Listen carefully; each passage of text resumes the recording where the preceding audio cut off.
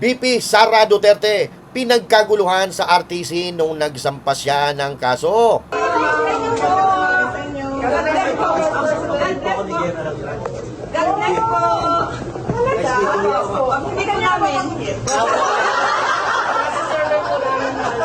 Palaw na ang Agila dahil VP Sara nagsampa na ng demanda sa bulaang testigo na walang iba kundi si Madriaga. Masaya kami na maipapakita na namin finally sa tao na kung gaano ka politically motivated itong mga impeachment complaint na ito.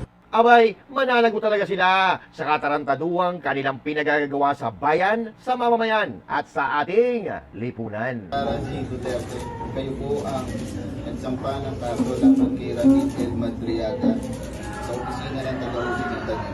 Bago niyo po pirmahan ang inyong complete affidavit, nabasa at naintindihan lahat na nakasulat dito.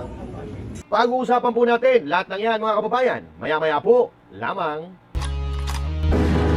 Para lagi kang updated. Ako nga pala si Bidaya ng mga oposisyon sa kasalukuyan mo.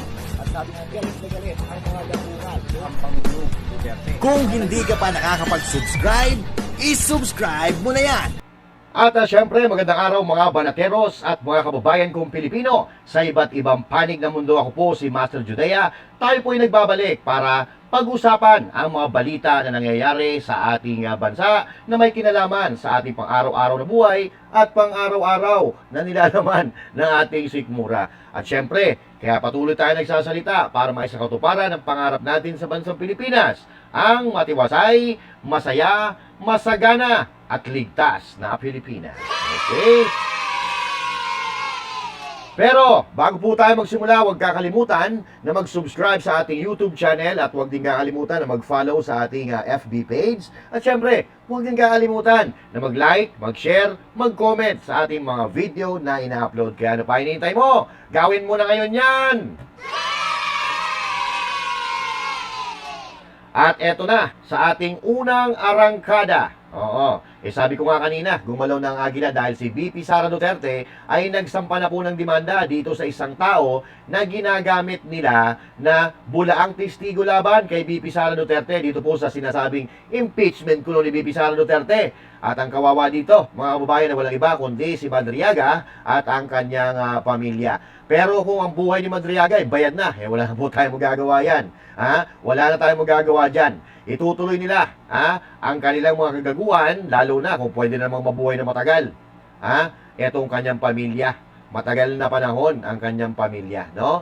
So, gano'n naman, sa mga kriminal, gano'n yan yung basta, ligtas ang pamilya ko, okay na ako dyan, kahit na anong mangyari sa akin, wala na, kasi wala namang patutunguhan ng buhay ko, kasi kriminal nga ako di ba? Na alam naman natin, etong si Madriaga, nadidimanda po ito sa kidnapping, carnapping, at ano pang uri ng krimen, na wala namang kinalaman kay VP Sara Duterte. At eto nga ang siste dito, at dahil akala siguro nila, patuloy lang na magpapasensya, mananahimik si VP Sara. Alam naman natin na itong mga Duterte, hindi naman basta-basta ito nagsasampa ng demanda kung hindi naman malala masyadong akusasyon sa kanila. Pero dito, masyado nilang dinurog si VP Sara Duterte. Masyado nilang sinira ang pangalan ni VP Sara Duterte sa kanilang mga kasinungalingan. Na itong mga kasinungalingan na ito, alam naman natin na gawa-gawa lang nila at dala lang ito ng pamumulitika. Akala nila hindi magsasampa ng reklamo si VP Sara. So now, eto na po, humanda na sila dahil tinapatan na kayo ng Agila. Eto, panoorin natin ang balita. Vice President Sara Duterte nagsampa ng perjury complaint laban kay Ramil Madriaga. Si Madeline Villar Moratillo sa detalye. Mads? Yes, wang sinampahan ng reklamong perjury ni Vice President Sara Duterte ang sinasabing dating aide umano nito na si Ramil Madriaga. Personal na nagpunta si VP Sara sa Prosecutor's Office ng Taguig City para isampang reklamo. Sa isang pahayag, sinabi ng Vice Presidente na nais niyang mapanagot si Madriaga sa mga kasinungalingan nito. Una rito, sinabi ni Madriaga na pinondohan umano ng mga drug dealer at pogo ang kampanya ni VP Sara. Binigyan din ng Vice Presidente na hindi dapat hayaan maggamit ang mga inventong kwento ni Madriaga para linlangin ang publiko. Si Madriaga ay isa niyang akusado sa kasong kidnapping na nagpanggap na campaign supporter at bigla nilang lumitaw bilang testigo sa impeachment complaint laban kay VP Sara. Balik sa inyo dyan, Rex. Alright, so ayun, maliwanag po mga kababayan na ito ay nagsampa nga talaga si VP Sara ng demanda laban kay Madriaga. At ang gusto ko sana, ang susunod na sampahan ng kaso ni VP Sara ay si Trillanes, yung Makabayad Black, si Claire Castro, yung dalawang Lucaret na Magno, at kung sino-sino pang mga personalidad na naninira kay BP Sara Duterte. Pero sa totoong buhay, etong mga to mga bobo talaga Oo, biruin mo itong si Magno, na mga bobo daw ang mga Duterte dahil ay mga bobo daw ang mga Duterte supporter dahil sumusuporta sa mga Duterte. Kanino kami susuporta? Sa inyo? Lalo-lalo na ikaw, si Magno, na Cielo, kung makapagsalita ka, akala mo kung sino, sumasablay din naman lagi utak mo, di ba? Sino, magtatawanan mo kami na sumusuporta sa mga Duterte, ikaw nga sumusuporta sa pare na nagbebenta ng shabu, gumagamit ng shabu, di ba? So, sino bobo sa atin? Cielo Magno. Yun ang problema sa atin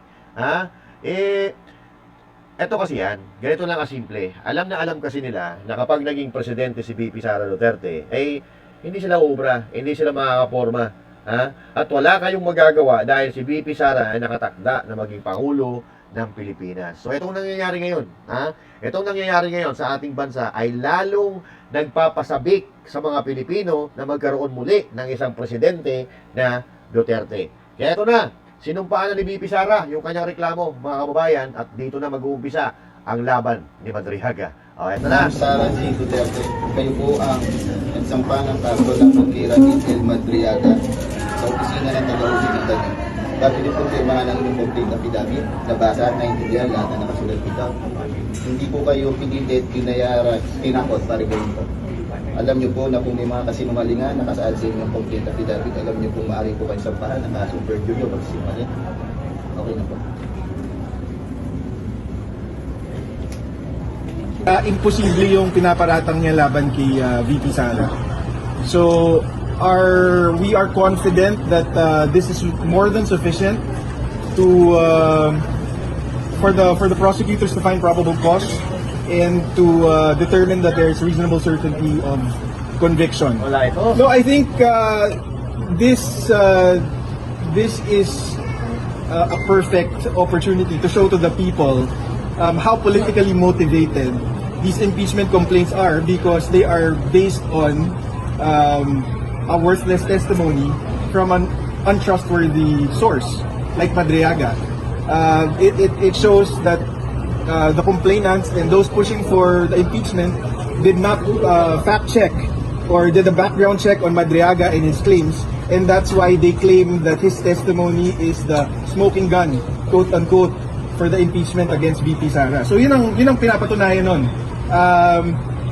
At masaya kami na maipapakita na namin finally sa tao na kung gaano ka politically motivated itong mga impeachment complaint na ito.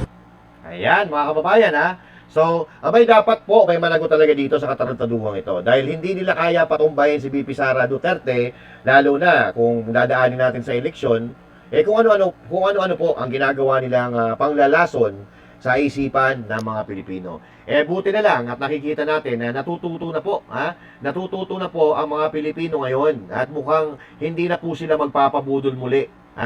Hindi na magpapabudol ang mga Pilipino sa mga animal na politiko.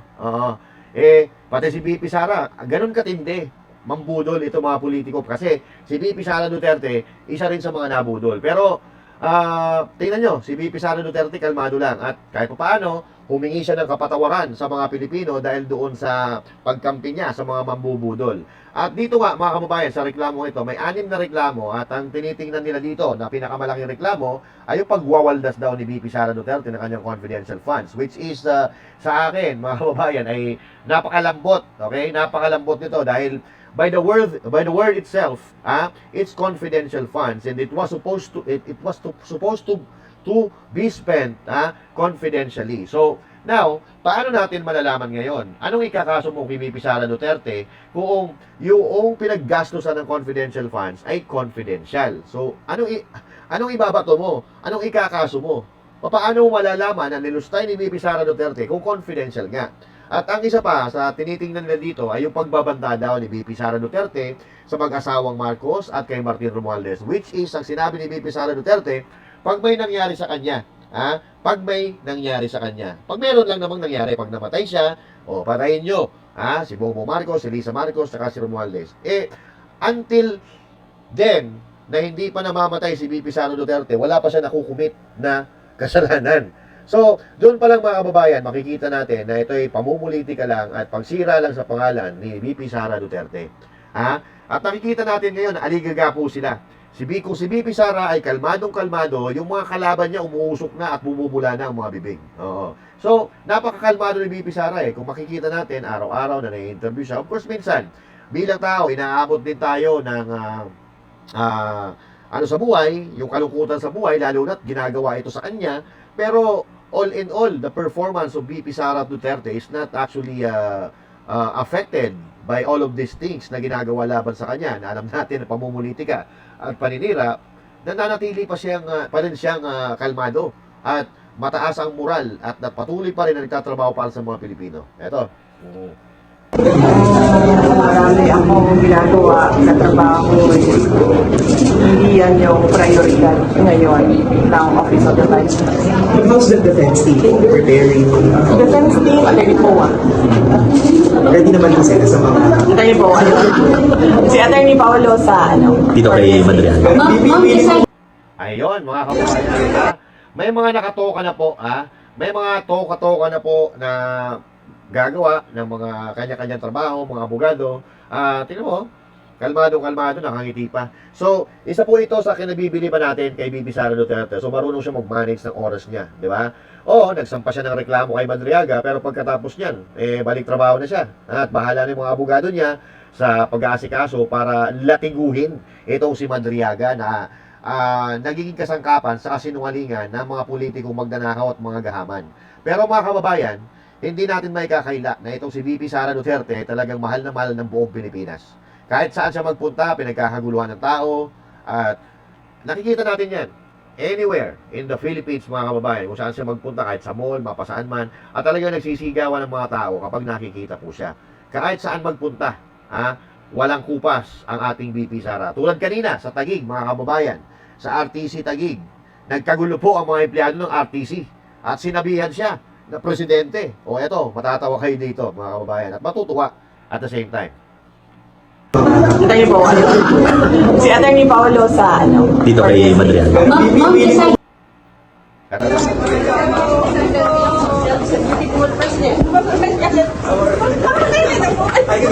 Ano daw sabi? Magpapaselfie tayo sa beautiful president.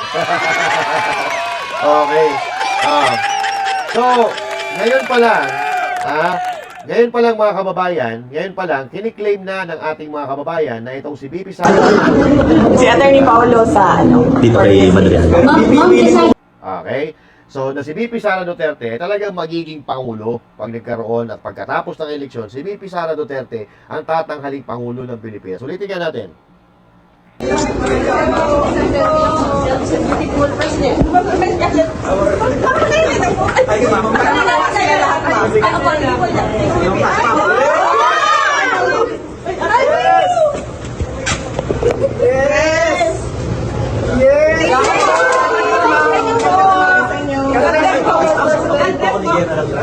Galing po!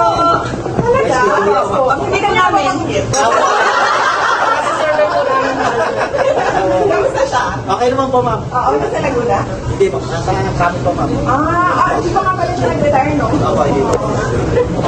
Thank you, Ma'am. Salamat po. Ganda ka po. Ma'am, kuna pa kami yung photo para mapadala ka.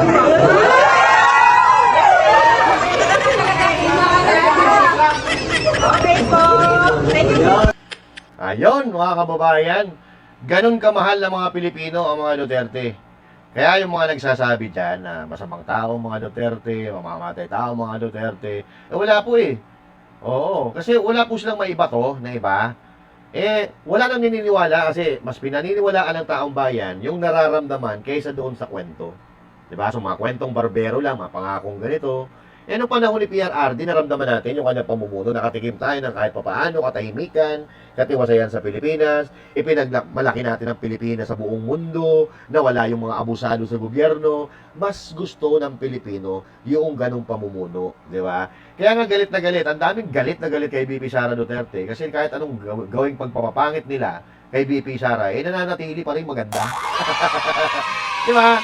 Oo, maganda na, brainy pa, di ba? Brainy, alam mo bakit? Hindi naman magiging abogado yan kung hindi brainy. So naman. Oo, merong mga abogado na mga bobo katulad ni Claire Castro, yan, yung isang hindi naman abogado na disbar na 2 beses. Yung mga ganun, nakakaluso talaga. Pero si VP Sara Duterte, kung siya naging mayor, naging mayor ng Davao City at siya ang isa siya sa mga nagpaunlad ng Davao City maliban sa tatay niya at mga kapatid niya. So, yun po ay napakalaking resibo, napakalaking achievement para sa isang tao na mapaganda mo ang napakalaking probinsya. Hindi ho ba? Hanggang ngayon nga mga kababayan yung Davao walang utang, di ba? Walang utang ang Davao at dahil kay VP Sara Duterte, wala kang makikita na mga wire, hindi man sa buong Davao, hindi naman sa buong Davao, pero doon sa city mismo, wala kang makikitang wire na nakalaylay. Dahil inayos yan ni VP Sara Duterte, yung para sa Australia, para sa ibang bansa, na sa ilalim ng lupa dumadaan yung mga linya ng kuryente. Di ba? Yung mga ganun na sa titignan mo napakasimple, pero wala pa naman nakakagawa sa Pilipinas noon. Si VP Sara Duterte pa lang. At katulad nga ng sinasabi natin, walang pinupuntahan si VP Sara Duterte na lugar na hindi siya pinagkakaguluhan. Oo. Doon pa lang makikita natin na gustong-gusto talaga ng taong bayan si VP Sara Duterte. Kaya ngayon dito, di ba? May mga nakikita tayong mga survey na laging inilalampaso, di ba? Inilalampaso ni VP Sara Duterte yung mga posibleng mga kalaban niya. O doon sa ating page pala, sa ating FB page pala, meron tayo doong survey na si Lenny Robredo, si Risa Ontiveros, si John Vic Remulla. Kasi so far, sila pa lang yung mga lumilitaw na pangalan ngayon na po posible na makakalaban ni VP Sara. Si Tulfo, matras na mag-sesenador na lang daw siya. So, kasi nga, nilalampaso ni VP Sara Duterte ang mga yan. Kasi nga, dahil sa ganda ng pamumuno ng tatay niya, talagang hinahanap-hanap ng taong bayan. At dahil doon, sa napakataas na standard na iniwan ni Pangulong Duterte sa larangan ng pamumuno, litaw na naman ngayon. Kung gaano kahina at gaano kawalang kwenta ang pamumuno ng kasalukuyan. Walang ganap Walang action, puro kwento. Di ba? At ngayon nga, kawawa yung mga kababayan natin sa Middle East Kasi sabi ng Pangulo, wala daw lumilipad na aeroplano. Ano yun? Ano yun? Yung eroplano, naglakad na lang yung eroplano. Anyway, mga kababayan, nakakalungkot kasi noong panahon ni Pangulong Duterte, talagang mahal na mahal niya yung mga OFW. Actually, priority niya Lahat naman priority, pero pantay-pantay yung pag-aalaga niya sa iba-ibang sektor ng lipunan. Pero lalo na yung mga OFW. Kaya nga nagkaroon ng OFW hospital, di ba? Dahil kay Bongo, dahil kay Pangulong Duterte, di ba? So, ngayon, mga kababayan, natatakot. At wala parang tawag dito, blinded yung ating mga kababayan dyan sa Middle East kasi nga walang maayos na plano. Although mayroon namang sinasabi, kasi mahirap kasi paniwalaan yung sinasabi kaysa doon sa action talaga doon sa actual na ginagawa nila Kahit naman ako, pwede naman ako magsalita na may nakahanda tayong ganito, may nakahanda tayong plano. Pero katulad ng mga dati, wala naman nangyari. Hirap na hirap ang ating mga kababayan dyan sa kaganapan dyan sa Middle East dahil parang feeling nga nila walang pamahalaan na para sila ay tulungan, di ba? Oo. So anyway, kumustahin natin mga kababayan ang sitwasyon dyan sa Middle East. Bongbong Marcos, ibalita mo. A little bit less less of a problem to our working public. The other area that we looked into are what will be the effect on the remittances. Naku po! Because this is something that we Mga kababayan, imbis na unahin yung kaligtasan ng ating mga buhay na bayaning OFW, mas concerned pa siya sa remittance.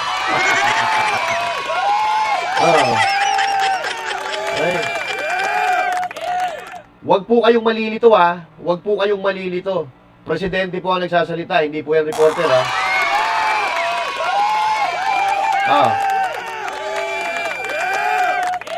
Presidente po yan.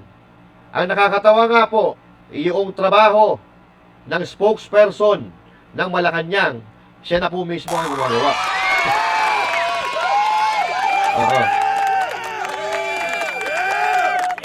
Dahil yung tagapagsalita ng Malacanang, busy-busy po sa paglilinis ng pangalan ng kanyang amo.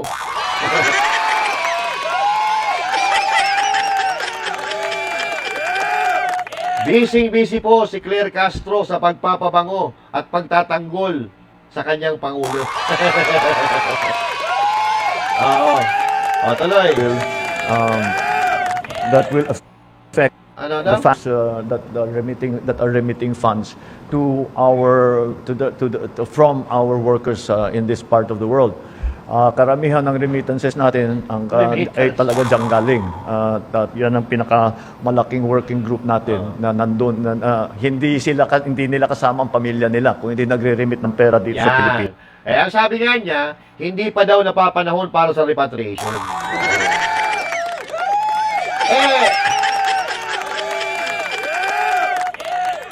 Pag pinauwi nga naman yung mga OFW, pag nirepatriate yung mga OFW, mawawalan tayo ng remittance. Tangin ang utak yan, oh. Mas inuna pa yung pagkakapirahan kaysa sa kaligtasan ng kanyang mga kababayan na dapat pinagsisilbihan. No. It's a bit of a mixed bag in the sense that the remittances, it's very, very hard to make an estimate. Right now, most of these gusto niya malaman kung magkano ba yung exact amount ng nire-remit ng ating mga kababayang OFW dyan sa Middle East. places, I would estimate Hotel na. workers that countries are presently working normally. Paano? Just a rough I would estimate. say a substantial number, maybe around 80-85%, Yeah, Mr. President. that's what I'm getting. More or less 80 to 85%. Sinasabi nila, ang report nila sa amin, nagtatrabaho pa rin sila, na pumapasok pa rin sila. Kung hindi sila makapasok, meron silang mga work from home. Tama. So yun ang yun ang naging effect doon sa workforce natin sa iba't ibang lugar. The other effect of the other statistic which will have an effect on remittances is going to be the exchange rate between the dollar and the peso. So we will just have to watch that very, very closely. Anak ng putya. Nagbabakbaka na, nagigera na doon sa Middle East. Ang pinag-uusapan pa rin nila yung remittance ng mga OFW. Na 80% kuno ng remittance. Walang hiya talaga. I don't know hindi ko lubos maisip na ganito pinag-uusapan nila. Although meron naman sila pinag-uusapan about the welfare of our OFWs, pero mas concerned sila sa remittance. Hoy! Kayong mga taga-RTC dyan sa Taguig, yari kayo. Ano po, ma'am? Oo, nasa Laguna? Hindi, ma'am. Nasa kami po, ma'am. Di ba nga pala siya nag-retire, no? Opo, hindi po. Thank you, sir. Thank you, sir. Ma'am, kuna pa kami yung photo para mapalalagan. Nagkakagulo sila putya, kitang-kita pa naman sa video yung mga pagmumukha ninyo, mga taga-RTC dyan sa Taguig, tama ba? Sa Taguig nag-file si BP Sara Duterte, di ba? Sa Taguig. Saan man yan. Yari yung mga pagmumukha nyo, kitang-kita sa video, Ang masama nito, baka bukas wala na kayong trabaho.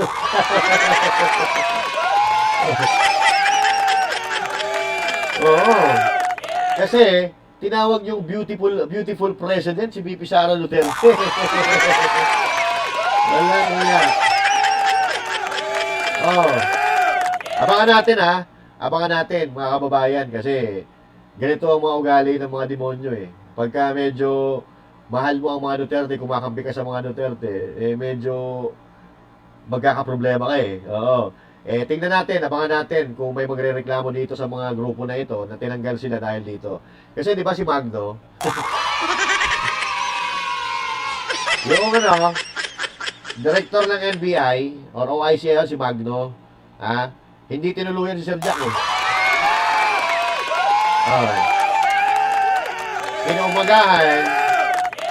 Kinaumagahan, mga kababayan, ng pagpunta ni Sir Jack doon sa NBI, tanggal si Magno. Yung Magno na NBI, Tapos, pinalitan ni Matibag. Pagkapalit kay Matibag, ang unang-unang niyang ginawa ay sampahan ng kaso sa Serja. Ang siya talaga. Oo. At ito, mga kababayan, balikan po natin itong impeachment kay VP Sara Duterte. Nakikita naman natin at alam naman ito ng majority ng mga Pilipino na talagang politically motivated ito. Katulad na lang halimbawa ng panggigipit nila, no? Ginigipit nila ngayon yung mga tao or mga politiko or lalo na itong mga senador, no? Lalo na itong mga senador na natutulugan nila na hindi boboto para ma-impeach si VP Sara. Katulad halimbawa ng mga bilyar. Kung tayo na ilang bilyar yan, 2 bilyar ang senador, di ba? So, 2 boto na agad ang mawawala kay VP Sara Duterte. Oo. Siyempre, si Bong Revilla, no? Na, ayun nga, pinakulong na nila. Pero ang ebidensya po dyan, mga kababayan, papel lang, akusasyon lang. Ito po ay proposal na papel na para o di umano, magkakaroon ng project or pondo si Senator Bong Revilla. Yun po ang ebidensya po nila. Maliban doon po, wala na. So, ang sabi nga, lagi sa balita, akusasyon kay Senator Bong Revilla. At isa pa po, kay Bong Revilla may nakuha silang listahan or proposal na papel kay Senator Chis Escudero. Maliban sa salita, wala silang makuha matibay na ebidensya. Oo. Kaya, hindi nila hindi nila madiin si Chis Escudero dahil wala silang makuha na testigo, and at the same time, wala silang makuhang matibay na ebidensya kay Chis Escudero.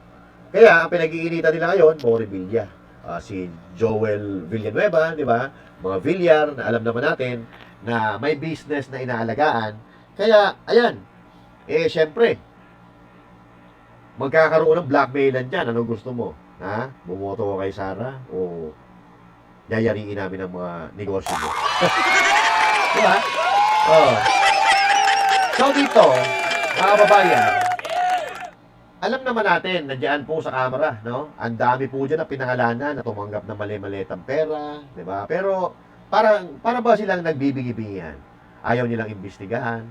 Pero dito, dito sa Senado, mga kababayan, kitang-kita natin na gusto nilang pabagsakin o bawasan, itong mga senador na kakampi ni VP Sara Duterte. Para nga naman, pag nawala si Bato, nawala si Bongo, nawala ang mga Villar, nawala si Chis Escudero, kukonti na lang yung mga kaalyado ng magiging Pangulo na walang iba kundi si VP Sara Duterte. So, ang mangyayari nito, may impeach si VP Sara Duterte kasi kulang na nga yung bilang ng mga senador. Dahil, inakusahan nila ng inakusahan. Diba? So, hindi na makakaboto kasi nga, baka ang mangyayari dito, kasuhan din yung mga senador at magiging questionable ngayon yung kanilang pagkatao. Diba? So, ang mangyayari, may impeach si VP Sara Duterte. Pero sa tingin ko, bago mangyari yun, may mangyayari muna. Oo. Bago ma-impeach si VP Sara Duterte. Dahil alam ng taong bayan na wala namang kasalanan si VP Sara. So, yun ang problema nitong administrasyon ngayon, mga kababayan. Kung paano nila i-impeach si VP Sara Duterte. Na itong Malacanang, ay kunyari, wala silang kinalaman. Pero kung makikita mo, sabi nga ni Drilon, kung magkano, kung gaano yung kalaki yung deal, yun ang magdidetermine kung mai-impeach ba si VP Sara o hindi. Depende sa deal, sa kasunduan. Dahil, tayo na naman mga kababayan, kahit grade 1, ikaw ang presidente ng Pilipinas. So, ibig sabihin, ikaw ang may pinakamakapangyarihan. Ikaw ang may hawak na pinakamataas na kapangyarihan sa buong bansa. So, may say ka. Kung gusto mong i-impeach si VP Sara Duterte, ipupurso mo yan. Ipupurso mo hanggang sa magkalabasan ng ebidensya na kunyari, magpapatunay na si VP Sara ay may sala. Buti na lang, matalino rin si VP Sara Duterte at alam niyang depensa ng kanyang sarili. Walang magagawa si Marcos Jr. Hindi gagawin ni Marcos Jr. ginawa ni Pangulong Duterte. Hindi niya gagawin yun. Yung ginawa ni Pangulong Duterte dati, kung saan gustong i-impeach ng mga gabinete at mga kaalyado ni Duterte, si Leni Robredo. Hindi po pumayag si President Duterte doon dahil sabi niya, hinalal yan ng taong bayan tapos tatanggalin niyo lang. Hayaan niyo na taong bayan na magtanggal sa kanya sa pamamagitan ng susunod na eleksyon. Hindi tayo. Di ba? Ganun po kamayron ng delikadesa ang mga Duterte. Pero itong ngayon, wala silang pakialam. Dahil alam nila na makikinabang din sila kapag na-impeach si VP Sara Duterte. O pag na-impeach ka si VP Sara Duterte, wala na pag-asa na maging presidente. Pero huwag kayo mag-alala. Maliban kay VP Sara Duterte, pero pa namang Basti Duterte, di ba? May Basti Duterte, may Pulong Duterte, si Kitty Duterte, di ba pwede maging presidente yan malay nyo, ako, ang tumakbong presidente. Diba? Oh. Kapag nasira nyo, napabagsak nyo si VP Sara Duterte, may matitira pang Duterte. Hindi pa rin matatapos. At lalong manggagalaiti ang mga Pilipino kapag ginawa nyo yan kay VP Sara Duterte. Okay? So now, mga kababayan, ano sa tingin nyo? Kayo ba ay naniniwala na ito ay politically motivated? Di ba? Oh. So ito na. Lumalaban na si VP Sara Duterte kung anong gusto nilang laban. Di ba? O, kinakasuhan nyo ako, sinisiraan nyo ako, di kakasuhan ko rin ang mga ginagamit nyo. Pero sana, sa susunod, ganun din naman ang usapan Ganun din naman ang laban Kinakasuhan nila yung mga kaalyado ninyo, di ba? Ginigipit nila yung mga kaalyado ninyo, ganun na. Hindi ka pa naman presidente. Lumaban ka na lang ng parehas. Kung ano yung gusto nilang laban, tapatan mo na VP Sara Duterte. Pakulong mo rin, kasuhan mo rin.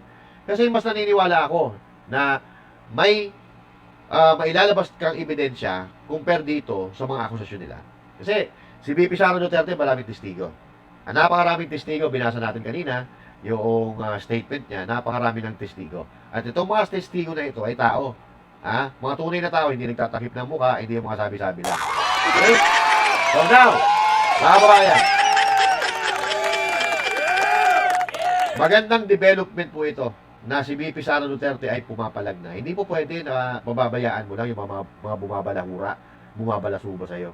Tapatan mo. Kung ano ang gusto nilang laban, tapatan mo ng parehong laban. Hindi yung mananahimik ka lang. Dapat dito dinudurog yung mga kalaban sa politika ng mga mandarambong at mga pagtanggol ng magnanakaw, lalo-lalo na yung mga mastermind. Nako, hanggang ngayon wala pa rin nakukulong. Di ba? Puta, napakatagal na yan. 1 linggo dapat may nakukulong na yan. Pero ang nakakulong ngayon, yung sa tingin natin wala namang kasalanan. Ramon Bong Revilla. Na ginagamit nilang kasangkapan dahil alam ng mga tao na itong si Bong Revilla ay meron na ng dating kaso. Pero tandaan po natin na yung kaso po yan na dismiss, na basura na. Not guilty. Ang desisyon ng korte, ng hukom kay Bong Revilla. Abangan po natin kung ano ang mga susunod nilang mga diskarte.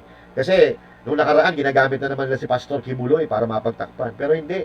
Kahit ilihis nyo ng ilihis ang usapan, babalik at babalik pa rin ang mga Pilipino para mapanagot ang mga politiko o personalidad na nagnakaw sa kaban ng bayan, lalo-lalo na ito sa flood control project. So mga kababayan, kung mayroon kayong komento sa napag-usapan natin ngayon, i-comment ninyo dyan. At pag-uusapan natin yan sa susunod na ating bakbakan. And again, this is Master Juday saying thank you. God bless you all, and to God be the glory. Magandang araw po sa inyo lahat.